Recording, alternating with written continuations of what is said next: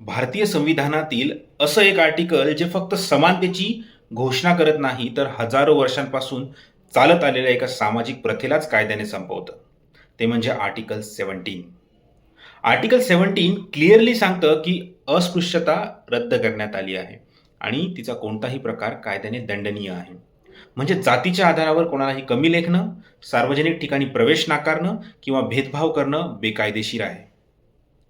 हे आर्टिकल 26 जानेवारी 1950 रोजी लागू झालं. यामागचा उद्देश होता शतकानुशतकं चालत आलेल्या जातीय भेदभावाला संवैधानिक पातळीवर पूर्णपणे विराम देणं. आर्टिकल 17 ची अंमलबजावणी करण्यासाठी 1955 मध्ये protection of civil right act लागू करण्यात आला.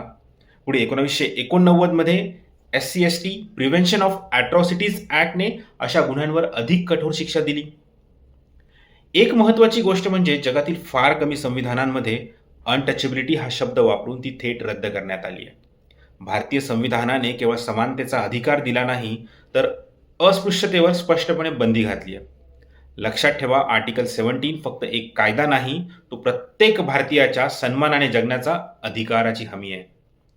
पुन्हा भेटूया संविधान समजून घेऊयाच्या पुढील भागात. Thank you for watching.